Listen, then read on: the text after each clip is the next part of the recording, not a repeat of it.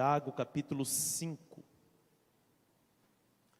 Tiago capítulo 5, verso de número 11. Tiago capítulo 5, verso de número 11, você vai acompanhar aqui na projeção. Fala assim para a pessoa que está ao seu lado: fica ligado, Deus vai falar com você. Aleluia. Você está no culto da fé e o Senhor vai ativar a sua fé hoje, para que você venha alcançar o milagre em nome de Jesus. Tiago capítulo 5, versículo de número 11, está escrito assim: eis que consideramos felizes os que foram perseverantes. Vocês já ouviram a respeito da paciência de Jó? E sabem como o Senhor fez com que tudo acabasse bem? Porque o Senhor é cheio de misericórdia e compaixão. Eu vou repetir isso aqui. Vocês ouviram a respeito da paciência de Jó? E sabem como o Senhor fez com que tudo acabasse bem? Tudo acabasse? Então olha para a pessoa que está ao teu lado e fala assim: ó, tudo vai acabar bem.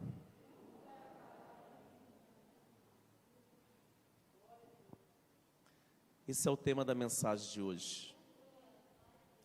Tudo vai terminar bem. Aleluia. Presta atenção.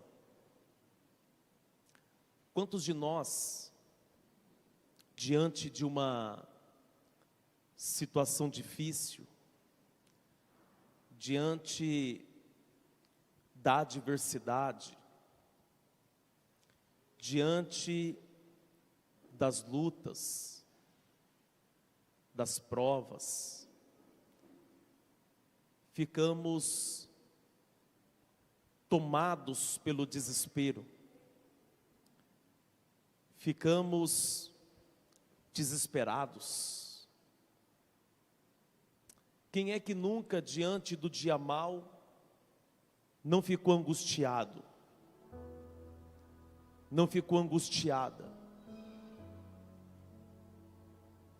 Quem é que diante do dia difícil não deu vontade de sumir, desaparecer, chutar o balde, como é a expressão popular? Eu tenho certeza que alguém aqui, diante de um momento difícil, você pensou que tudo estava acabado na tua vida. Você pensou que não tinha mais jeito,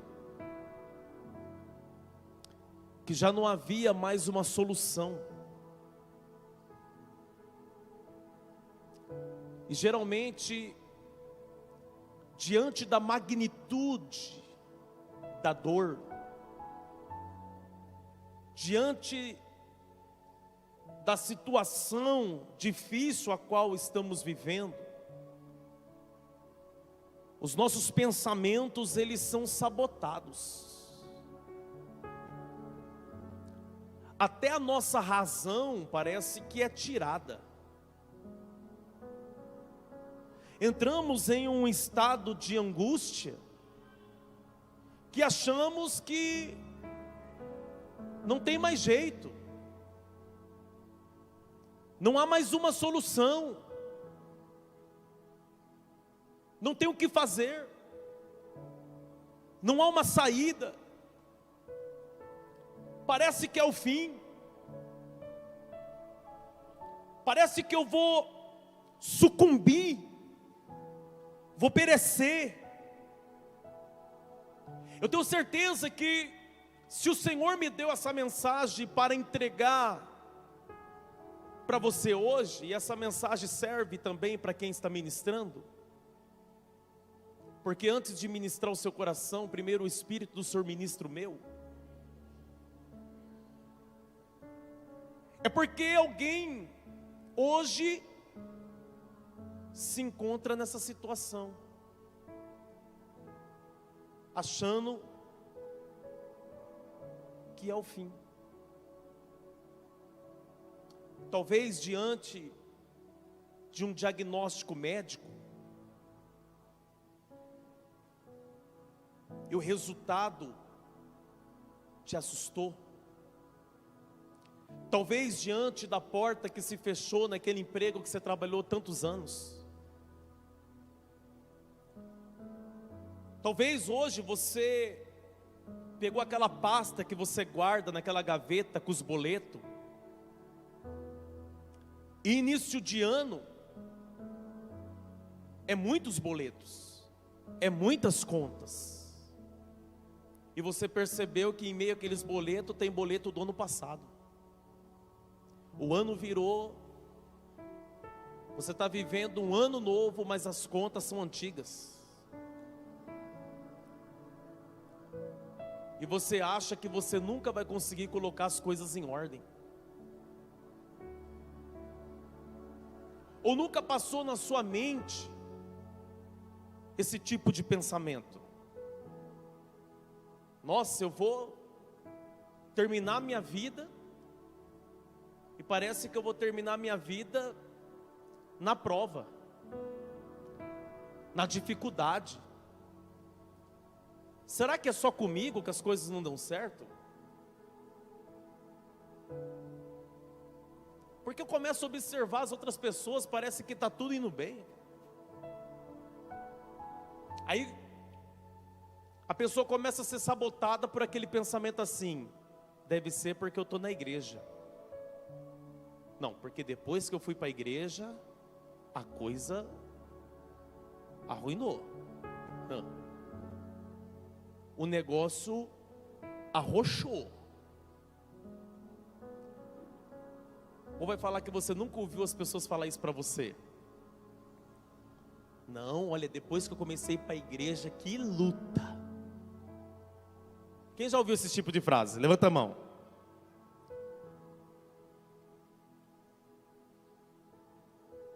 Mas você tem que entender que o dia mau ele vem mesmo. O dia da adversidade ele acontece mesmo. O problema é que nós não somos avisados com aviso prévio. E ninguém vai se programar para passar pelo dia da luta. Até porque o dia da luta vem quando você menos espera. O dia da adversidade acontece quando você menos está imaginando, pensando que você vai passar por aquilo. O dia mau, ele vem para quem serve e para quem não serve, para quem está na igreja e para quem está fora da igreja. Jesus disse: no mundo você vai ter aflição. Olha para a pessoa que está ao teu lado e fala assim: as aflições faz parte.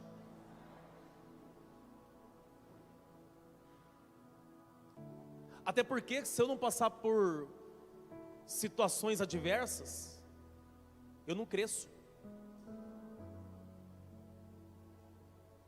Eu não ganho musculatura, maturidade espiritual.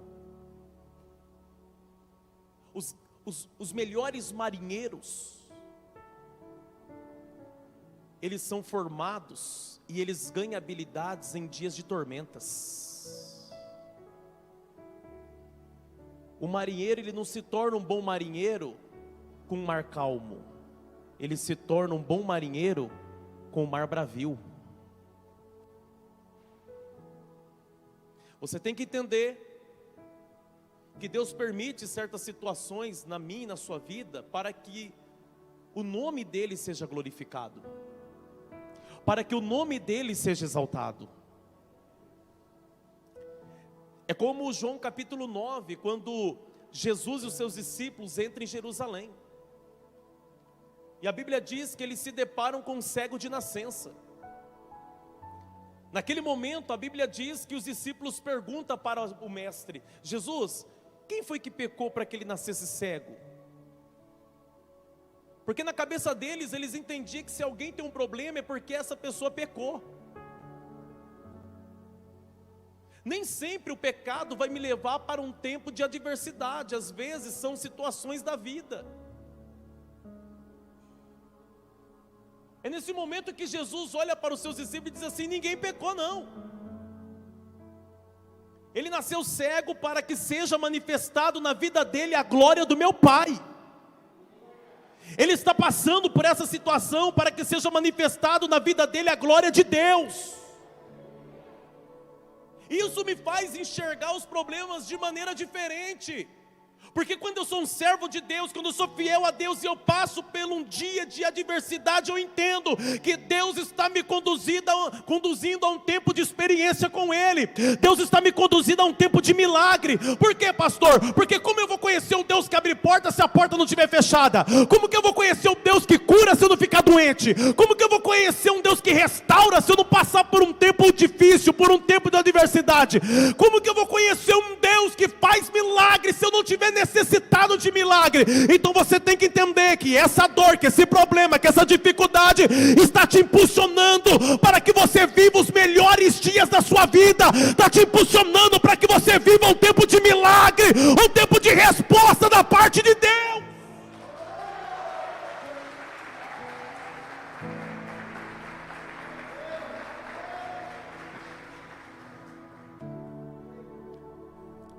A questão é que eu não consigo entender o tempo das coisas.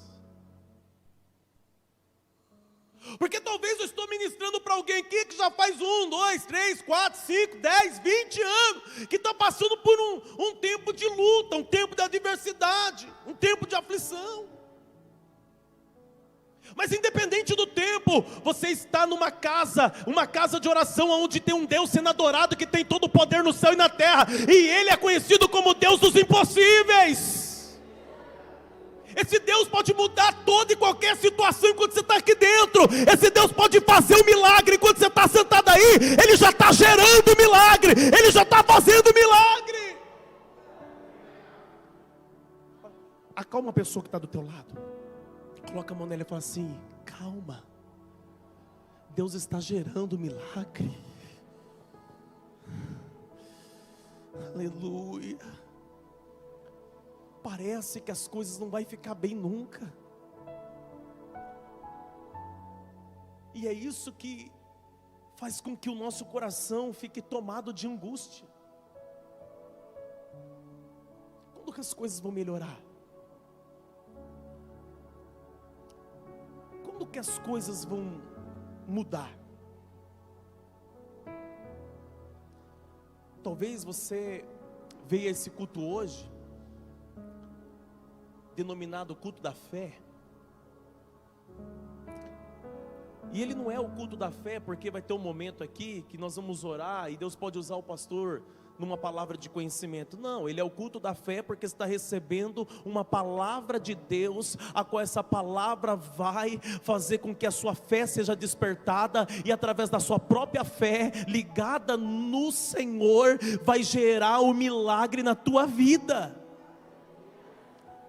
Essa palavra aqui é para ativar a sua fé, para você acreditar que tem um Deus que não te esqueceu, que não te abandonou, e Ele sabe o momento em que as coisas têm que ficar bem. Mas talvez você veio hoje aqui se perguntando: quando é, pastor, que as coisas vão ficar bem? Quando é que as coisas vão ficar bem no meu casamento? Quando é que as coisas vão ficar bem com os meus filhos? Quando é que as coisas vão ficar bem com os meus pais? Quando é que as coisas vão ficar bem na minha vida financeira? Eu acho extraordinário o que Tiago escreveu aqui no capítulo 5, versículo 11. porque aqui em Tiago 5,11,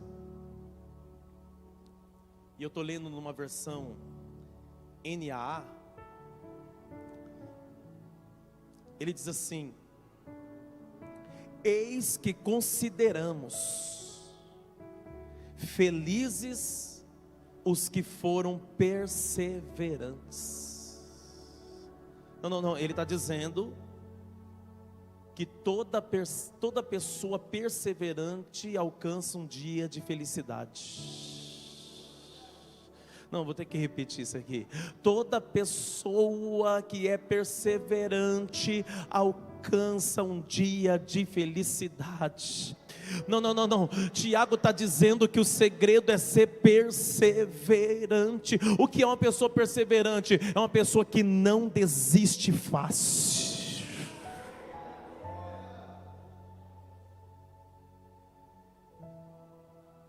O que é uma pessoa perseverante? É aquela pessoa que está passando pela adversidade, mas ela é perseverante na oração, ela não desiste de orar. Não é a dor que faz ela parar de orar, não é a situação difícil que faz ela parar de orar, não. A situação difícil só impulsiona ela a orar mais, buscar mais.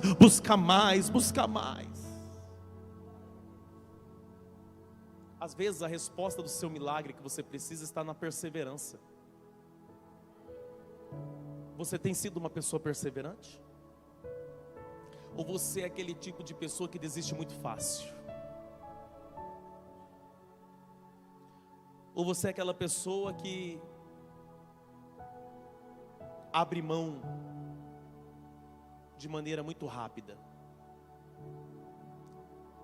Entenda que só tem uma coisa que gera perseverança. Pergunte o quê? Não, os que estão comigo na mensagem, pergunte o quê? Paciência. A paciência sempre vai promover a perseverança. Quando eu sou paciente, eu acabo me tornando perseverante naquilo que eu quero. O problema é que nós estamos vivendo um tempo de pessoas impacientes. Pessoas que a paciência é curta demais. E talvez você está sentado do lado de alguém impaciente, que já está preocupado com o horário. Porque a pessoa impaciente, ela é assim, ela não se aquieta nunca.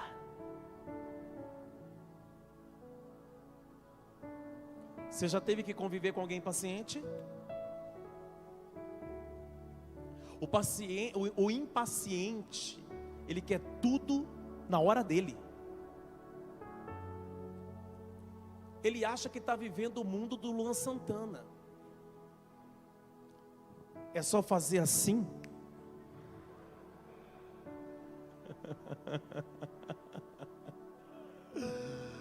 É só fazer assim que eu volto. Mas deixa eu te falar uma coisa, deixa eu trazer você para a realidade, tirar você do mundo do Luan Santana. As coisas não acontecem assim. As coisas não vão acontecer no seu tempo. E eu vou te falar uma coisa, para ficar perfeito, tem que ser no tempo de Deus.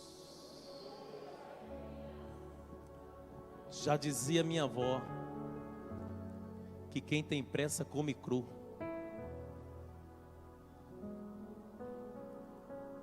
É que nem a pessoa que está com fome, e a fome gera impaciência. Já viu? Já? Ele acabou de colocar o feijão para cozinhar, faz 5 minutos. Mas ele quer o feijão no arroz, não adianta.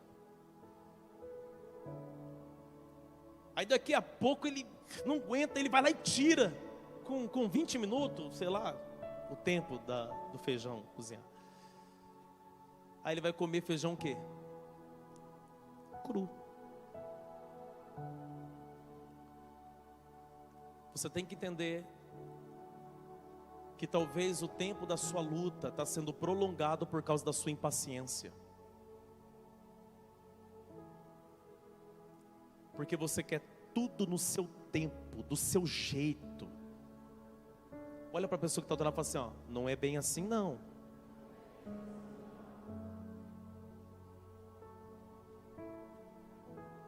Eu já tive que ouvir mulheres no meu gabinete que está sofrendo num relacionamento, num casamento. E quando você começa a conversar com a pessoa vai se abrindo. Aí a pessoa diz assim, não pastor, aqui na casa da minha mãe eu sofria demais. Então eu vi na pessoa uma oportunidade de sair da casa de mamãe. Aí você pergunta, mas e aí, como que está hoje? Está pior do que na casa de mamãe. Porque ela foi sabotada pelos sentimentos que ela sentia. Na verdade, era um sentimento de fuga que ela confundiu com amor. E o sentimento de fuga que ela confundiu com amor tem gerado muitas tribulações na vida dela.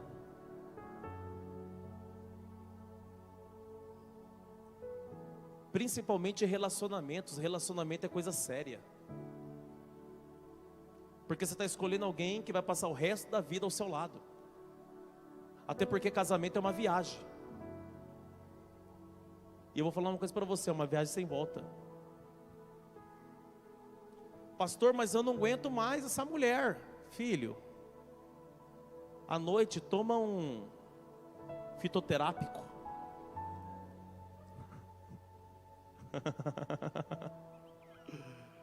Dá um jeito de ficar calmo. Pastor, mas eu quero separar, pastor. Então vamos fazer uma oração aqui, filho. Porque o dono da vida é o que sabe o tempo que você tem que existir. Então vamos pedir para ele adiantar o processo. Porque você morrendo, você fica livre logo.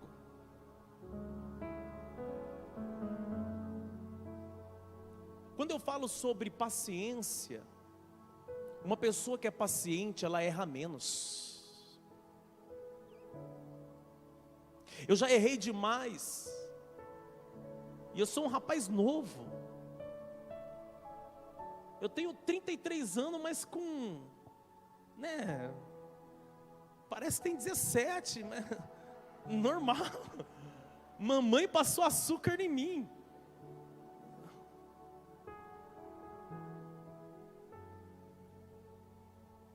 Mas nesses 33 anos aí eu fiz cada coisa que eu olho para trás e eu fico com vergonha do Wellington. Por quê? Porque a impaciência gera precipitação. Toda pessoa impaciente, ela é precipitada nas suas escolhas, nas suas atitudes. Então, talvez é por isso que você não consegue sair do abismo que você já está. E há uma lei bíblica que diz que todo abismo chama outro abismo. É interessante o que o salmista diz. Quem conhece o Salmo de número 40? Levanta a mão. Está vendo? O povo nem lê. Quem conhece o Salmo 23? Levanta a mão. O povo lê o que convém, irmão. O Senhor é meu pastor e nada me faltará. Uau! É esse pai que eu quero, esse pastor que eu quero. Quem já leu o Salmo 91? Levanta a mão. Olha aí, ó, você tem uma Bíblia que está amarela na página do Salmo 91.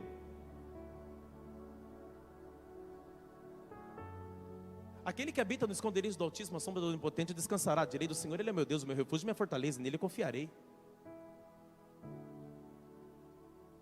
Quem é que não quer estar escondido debaixo da asa de Deus? Quem é que não quer proteção dos anjos de Deus? Porque é no mesmo Salmo 91 que diz que Ele vai dar ordem aos teus anjos para te guardar em todos os teus caminhos. Mas o Salmo 40, só 2 pessoas levantou a mão. Por quê? Porque está escrito assim, ó: esperei com paciência no Senhor,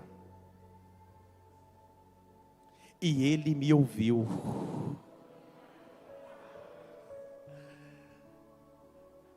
Nós queremos ser ouvidos, mas não queremos ter paciência. E eu sei que Deus está falando com alguém aqui hoje. Eu sei que o Senhor está falando com alguém aqui hoje. Então presta atenção. Tiago, ele usa Jó como exemplo. E ele diz assim: vocês já ouviram falar a respeito de Jó? Quem já ouviu falar a respeito de Jó? Levanta a mão. Quem já ouviu a história de Jó? Jó, ele era o homem mais rico do Oriente. E só uma informação bíblica, ok? Só uma informação bíblica. Jó é o livro mais antigo da Bíblia. Eu vou repetir isso aqui. Jó é o livro mais antigo da Bíblia. Ele foi escrito há 3.400 anos atrás. Na verdade, Jó é o primeiro livro da Bíblia.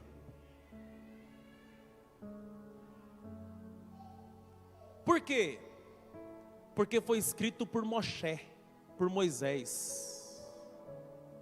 Antes de Moisés escrever o Pentateuco, os 5 primeiros livros, que é Gênesis, Êxodo,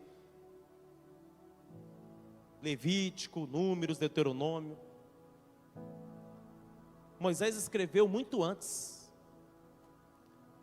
Porque lá, quando ele fala de Jó, ele está narrando a história de um patriarca que viveu nos tempos de Abraão.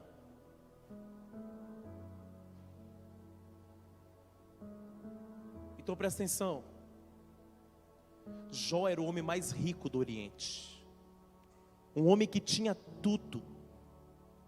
Ele tinha rebanhos. Ele tinha fazendas. Ele tinha uma vida próspera. Mas tudo que ele tinha não conseguia se comparar com o nível de intimidade que ele também tinha com Deus. Ele tinha intimidade com Deus. Ele tinha uma vida com Deus. E a Bíblia diz que um dia Satanás está passeando nas regiões celestiais. E a Bíblia diz que quando os anjos do Senhor vai se apresentar diante dele, Satanás comparece. E aí Deus fala para Satanás assim: você viu meu servo Jó? Homem reto, temente a Deus e desvia do mal. Olha o testemunho que Deus está dando de Jó. Aí Satanás diz: ele só é assim porque você tem cercado ele com uma cerca de proteção, você tem enchido ele de bênção. Tira tudo para você ver se ele vai continuar reto, temente e desviando do mal. Aí Deus então permitiu Satanás tocar. Ele tocou em tudo. Tocou na estrutura financeira de Jó, na estrutura familiar e na física, na própria saúde dele. Mas sabe o que é interessante? É a fé inabalável que ele tinha em Deus. O diabo pensou que tirando fazenda ele ia abandonar Deus. Ele não abandonou Deus porque ele perdeu fazenda. Não, Satanás achou que ele perdendo os camelos, perdendo os rebanhos, ele ia abandonar Deus. Não, Jó não abandona Deus porque está passando por um tempo de perdas. É aí que ele fica mais firme. É aí que ele pode sentar na cinza, se coçar com um caco de telha e dizer: bendito seja o nome do Senhor. Bendito seja o nome do Senhor.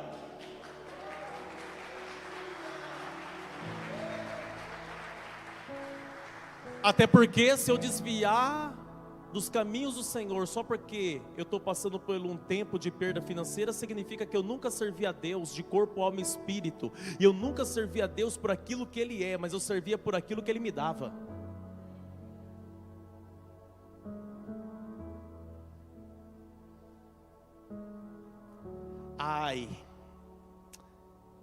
Eu vou parar de ir na igreja. Por que, varão? minha vida financeira, não tem dado certo. Eu tenho investido no reino e não tem dado certo, então eu vou parar. Filho, você está confundindo as coisas. Isso aqui é igreja, não é bolsa de valores.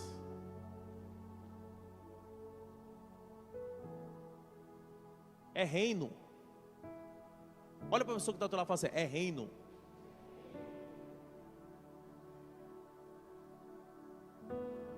Pastor, então Deus não abençoa financeiramente? O quê? Ele que abençoa. Primeiro livro de Samuel, capítulo 2, está escrito que Ele é um Deus que enriquece. Se eu olhar para a palavra de Deus, eu vou encontrar a história de homens que foram prósperos. Por quê? Porque a prosperidade deles também estava ligada ao nível de fidelidade que eles tinham com Deus. Aí eu quero a riqueza que Abraão teve, mas não consigo ter um nível de fé e de intimidade que Abraão teve.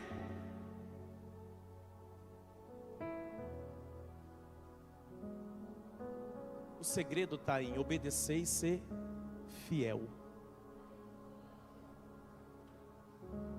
Diga comigo assim: o segredo está na obediência e na fidelidade.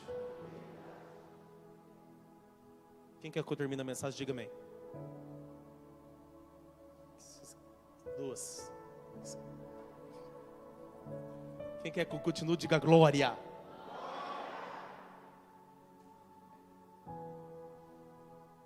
Presta atenção. A Bíblia diz que a situação de Jó ficou tão terrível que além dele ficar totalmente cheio de feridas, a Bíblia diz que a mulher dele não aguenta, não suporta aquilo. Por quê? Porque ela acabou de enterrar todos os filhos que morreu. E ela chega diante de Jó e fala assim: ô Jó, amaldiçoa o teu Deus e morre.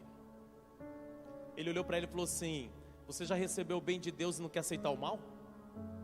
Nu saí do ventre da minha mãe, nu eu volto para lá. Mas ainda eu continuo dizendo: bendito seja o nome do Senhor. Alguém condena a mulher dele. Já vi pregadores condenar ela. Eu não condeno ela. E se fosse você na pele dela? Se fosse você no lugar dela? Se você fosse a mãe? Ali é uma mulher. É um ser humano. E Deus respeita a nossa humanidade. Porque em nenhum momento você vai ver Deus corrigindo ela ou falando alguma coisa dela. Porque até Deus entendia o que ela estava passando. Deixa eu falar uma coisa para você. Deus entende o que você está passando. Não, vou ter que repetir isso aqui. Deus entende o que você está passando. A Bíblia diz que no momento da solidão, quando o Jó está sozinho, e no momento de solidão, tudo que nós precisamos é do quê? De amigos. Quem já precisou de amigos aí na hora da dor? Levanta a mão. A Bíblia diz que veio três amigos. Os 3 amigos vieram, mas era melhor não ter vindo. Por quê? Porque a Bíblia diz que eles ficavam procurando um motivo pelo fato de Jó estar passando por aquela situação. Então eles começam mais ou menos assim: Jó, confessa seu pecado. Ô Jó, você deve ter adulterado. Ô Jó, alguma coisa aconteceu. Ô Jó, confessa. Ô Jó. Até que Jó não aguenta mais. E a Bíblia diz que Jó fala assim: se eu estou em pecado, então que Deus me castigue. Pastor, está escrito isso? É só você ler a história toda. Que Deus me castigue se eu deitei com a mulher do meu amigo.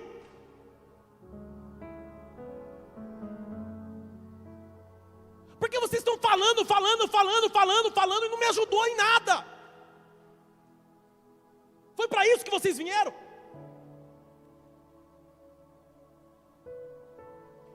Na verdade, os amigos dele acabou se tornando inconveniente pelo momento que ele estava passando. Tem pessoas que é inconveniente pelo momento da dor que você está passando.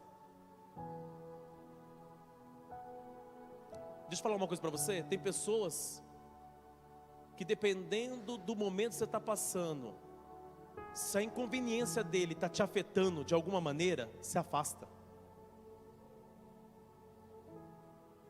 Pede licença. Quem está entendendo? E Jó ficou suportando aquilo, suportando.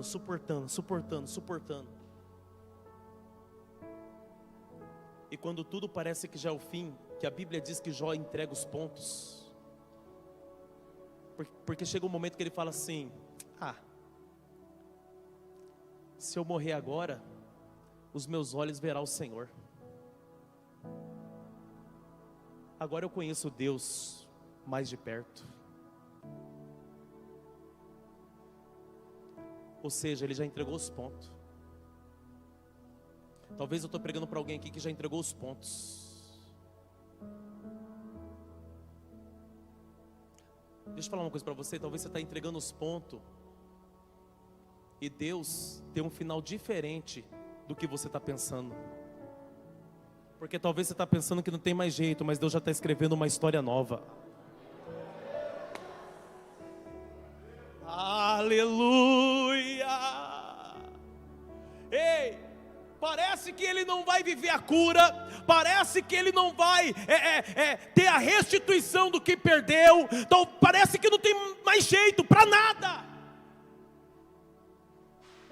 Mas a Bíblia diz em Jó 42, que quando ele vai orar pelos amigos dele, quando ele vai orar por aqueles amigos que foi inconveniente, que a Bíblia diz que Deus muda a sorte de Jó. Não. Deus mudou a sorte de Jó. É quando parece que não tem mais jeito, que Deus faz com que tudo termine bem. Porque a Bíblia diz que Deus devolveu tudo em dobro do que antes.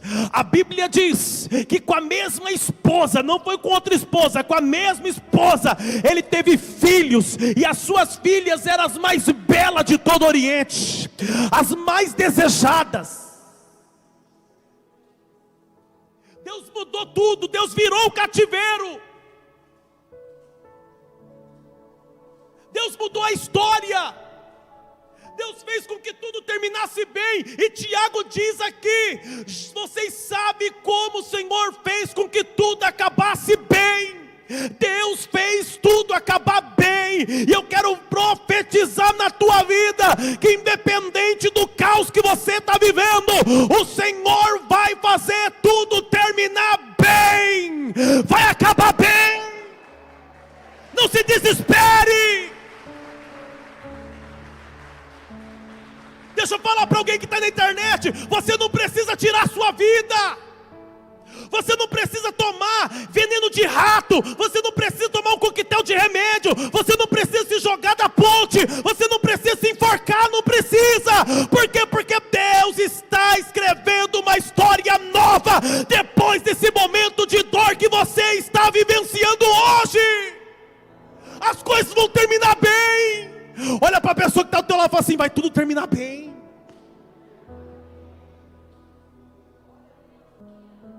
Creia. Deus está falando aqui hoje: creia, acredite. Esse momento de dor vai passar, esse momento de angústia vai findar. Creia. Não, essa luta não vai ser para sempre, ela tem data de validade.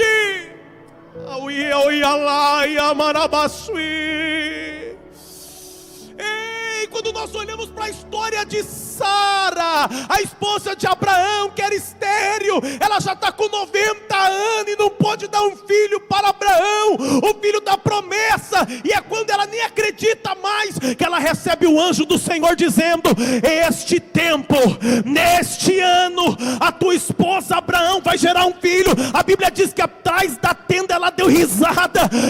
Ela não acreditava mais. Mas é aqui que o anjo falou: está rindo por quê, Sara? Está rindo porque eu não ri. Você riu sim. Acaso há alguma coisa difícil que o Senhor não possa realizar, Sara? O nome do menino vai ser Isaac, Sara. Ela disse: Isaac, porque Isaac no original hebraico significa sorriso. Porque mesmo no final você vai ter um motivo para se alegrar com as suas amigas. Mesmo no final você vai ter um motivo para se alegrar. Um motivo para se alegrar. Eu estou profetizando, que mesmo parecendo que não tem mais jeito, Deus ainda vai te dar razões para se alegrar. Deus ainda vai te dar motivo para cantar. Deus ainda vai te dar motivo. Aleluia! Eu estou sentindo a graça dEle, a presença dEle. Quando eu olho para a história de José, menino com 17 anos de idade, foi jogado no buraco, foi vendido como escravo, foi parado no mercado de escravo do Egito, foi comprado por Potifar. A Bíblia diz que ele foi trabalhar na casa de Potifar. A mulher do Potifar desejou ele, quis deitar com ele não quis, ele fugiu. A Bíblia diz que ele foi acusado de assédio sexual, de estupro. Ele foi parar na cadeia, ficou 3 anos na cadeia. Todo o tempo do sofrimento foi de 13 anos, e quando ele está com 30 anos, Deus resolve mudar a história e fazer dele um governador no Egito. Tudo terminou bem.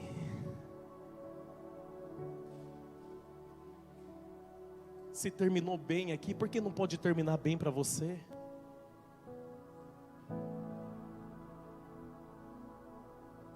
Eu não vou nem ficar citando todos os personagens da Bíblia que as coisas terminou bem, porque senão ela vai embora daqui 4 horas da manhã. Pastor, eu estou angustiado porque eu pequei. Pastor, eu só tenho o que eu tenho hoje porque eu já passei a perna em muita gente, pastor. Eu já defraudei muita gente. Deixa eu falar uma coisa para você. Até para você tem jeito. Porque a Bíblia vai contar a história de um homem chamado Zaqueu em Lucas capítulo 19, que também tinha o mesmo costume, enganar os outros. Mas a Bíblia diz que só pelo fato dele se interessar em ver quem é Jesus e subir numa árvore, Jesus passa debaixo dela e fala assim: desce depressa, Zaqueu. Por quê? Porque hoje eu vou dormir na tua casa. Alguém está falando assim: vai dormir na casa desse pecador? Vai dormir na casa desse vacilão? Vai dormir na casa desse homem que fica defraudando todo mundo? Aí Jesus olhou e falou assim: tem salvação para ele também. Pensei que o glória ia ser maior. Tem salvação para ele também. Não, ele também é filho. Não, ele também é filho.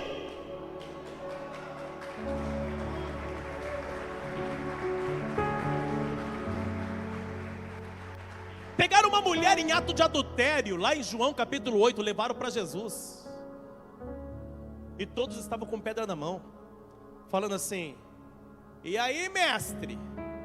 Na lei de Moisés tem que matar essa mulher, ela foi pega em adultério. Aí Jesus fica assim, olhando para o chão, escrevendo na areia. O que o Senhor diz? Jesus não dá atenção. O que o Senhor diz? E a Bíblia diz que por eles insistirem, Jesus olha e diz: quem não tem pecado atira a primeira pedra.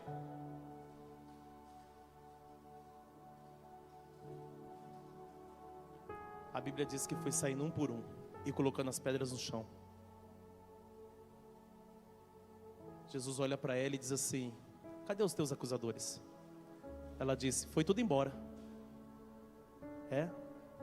Então se eles não pôde te acusar, quem sou eu para te acusar?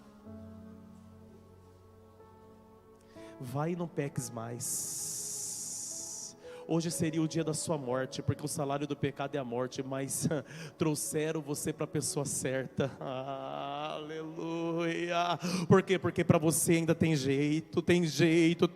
Não, as coisas vão terminar bem. Talvez alguém está planejando acabar com você com uma pedrada, com uma tijolada, mas calma, Jesus vai estar no meio do caminho para fazer a história ser diferente.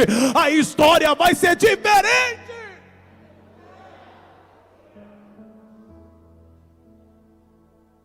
E sabe como que Tiago termina isso aqui? Ele diz que tudo acabou bem na vida de Jó, porque o Senhor é cheio de misericórdia. Não, era para ter dado glória a Deus só no misericórdia. O Senhor é cheio de misericórdia. O Senhor é cheio de compaixão. Deixa eu falar uma coisa para você: quem não tem misericórdia é nós. Quem não tem compaixão é nós. Irmão, se depender, nós matamos os outros. Principalmente se pisa no nosso calo. Aí já fica com vontade da pessoa quebrar a perna. Ai, Senhor, pelo menos um braço.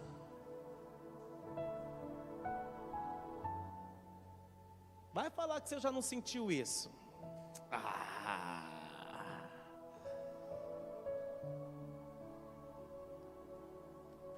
Quem não tem misericórdia é nós. Nós não temos misericórdia. Um dia a Bíblia diz que Davi pecou. E Deus foi e perguntou para Davi assim: Davi, vai ter castigo. Aí Davi falou assim: amém, né?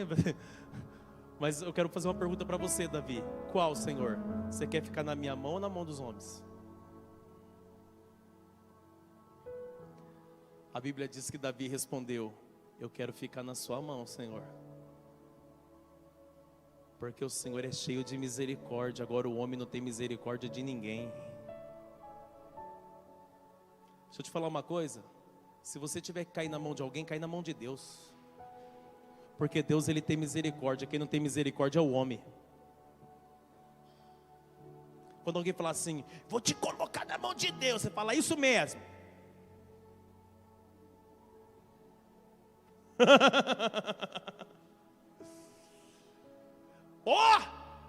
Vou colocar você debaixo da mão de Deus. Amém, é isso mesmo, na mão dele mesmo.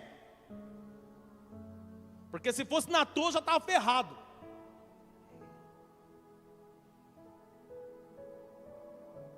Quem está entendendo a palavra? Ô, irmão, depois de uma palavra dessa, não precisa nem de profecia, filho.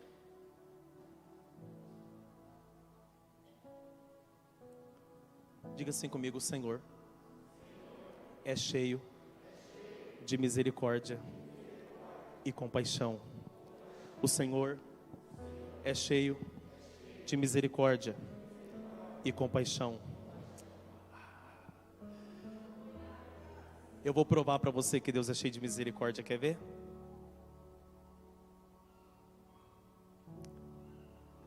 Você consegue agora por um minuto fechar os seus olhos? Feche os seus olhos. Eu vou provar para você que Deus é misericordioso. Você lembra de onde que você veio? Você consegue fazer uma retrospectiva de tudo que você já viveu? Porque eu vou falar uma coisa para você estar aqui, o Senhor estava lá.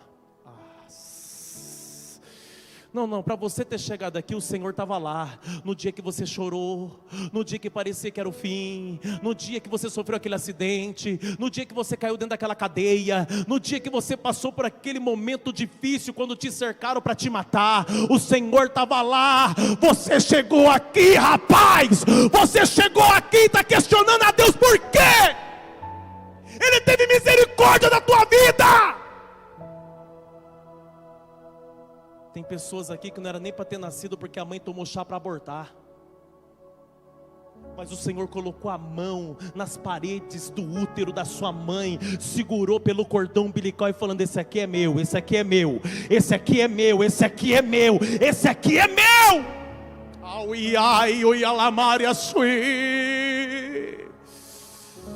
E você nunca se perguntou como que você conseguiu sair daquela situação? Você saiu daquela situação porque Deus estava lá. Diga assim: eu estou aqui. Diga: eu estou aqui porque Deus estava lá. A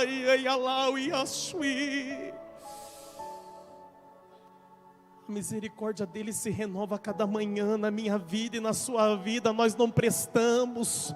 Ei, eu vou repetir isso aqui: nós não prestamos. Nós temos uma natureza corrupta que quer pecar todo dia.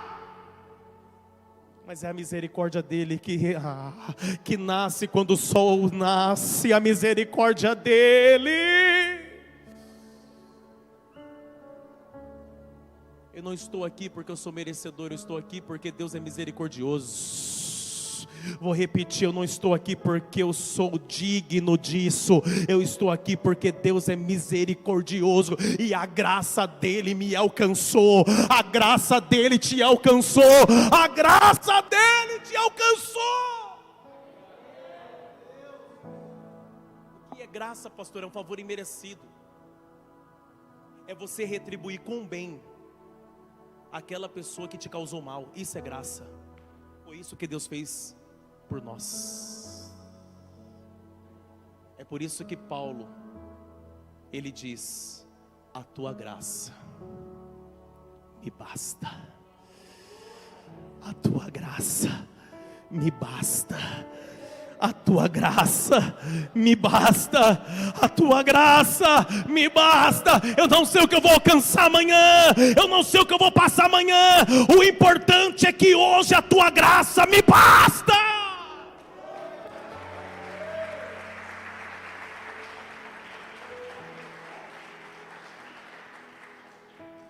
Você pode ficar de pé.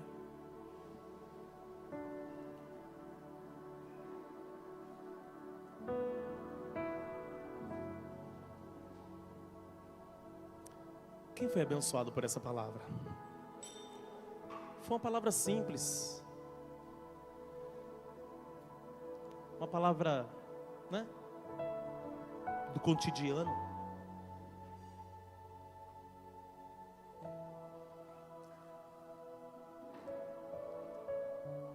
Que nada, é porque eu fiz a exegese do texto. Não sei nem o que é exegese. Mas saiba de uma coisa, o que eu falei aqui foi uma conversa que o Espírito Santo queria ter com você. Hoje Deus te trouxe aqui para acalmar teu coração. Hoje Deus te trouxe aqui para diminuir a sua pressão arterial. Hoje Deus te trouxe aqui para equilibrar as coisas, alinhar as coisas e dizer para você: calma, vai ficar tudo bem. Calma, vai ficar tudo bem.